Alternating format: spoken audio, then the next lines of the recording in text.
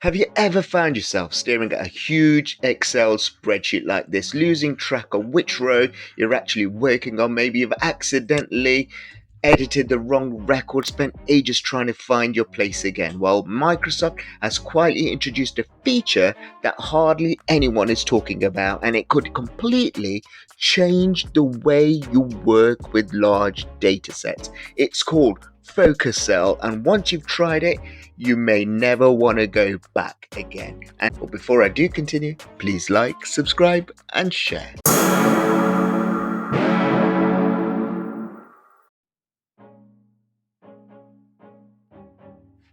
So I've got my spreadsheet open up here, and it's got lots of columns.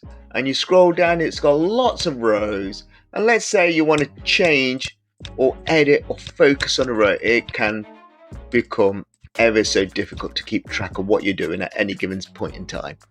There is that feature called Focus Cells. I'm going to show you how to turn it on. So in your Excel spreadsheet, at the top, go to the View option here, click on it, then look for the Focus Cell option. Now if you scroll in the ribbon to the right side, under the Show option here, you've got Focus Cell.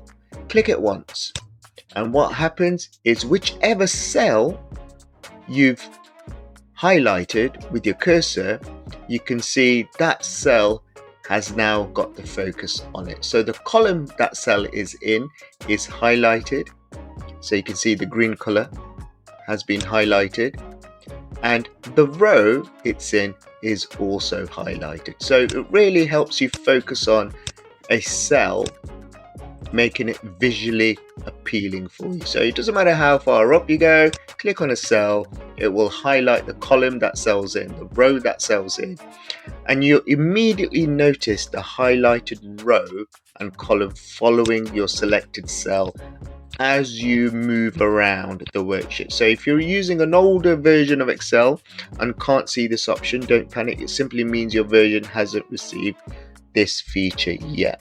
But it's not just only that.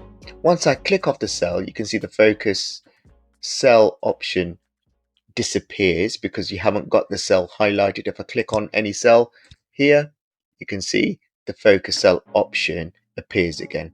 And one thing many people don't realize is that you can customize the Focus Cell option looks. One thing many people don't realize is that you can customize how Focus Cell looks. If the default highlight color like this green doesn't match your organization corporate colors, or doesn't match the presentation, or it's not gonna engage the audience, you can change the color. So from the top in View, in the Show option here, instead of clicking on Focus Cell, you click on the down arrow on the right of Focus Cell. And what you can start doing is in this drop down here, go to the second option which says Focus Cell Color, and you can start experimenting with different colors until you find the one you like. So for example, from this pastel green, which I don't really like, I may choose orange here. So it would choose this orange color. If I don't like that one, click on the arrow, go to Focus Cell Color, choose a different color, and you can really play around with it. Click on the blue, or go to Focus Cell Color again and choose a different color there, whichever is appropriate for whatever you're doing. For me, Focus Cell really works and is really useful in the following ways, especially if you've got a data set with lots of customer records. Where Focus Cell really becomes useful, imagine you're working with data sets of 5,000 customer records, hundreds of invoices, sales reports, payroll data, stock management, and maybe CRM reports. That's where it really becomes useful. Focus Cell isn't just a flashy feature, it's one of those small improvements that can make working with Excel much more comfortable, especially if you're regularly deal with those large data sets. So if you spend hours every week in spreadsheets, it's definitely worth enabling it and giving it a try. And it works really well. If I scroll up here with View Freeze Panes, if I freeze the top row, I know the column header, and I can use the focus cell in conjunction with freeze panes there.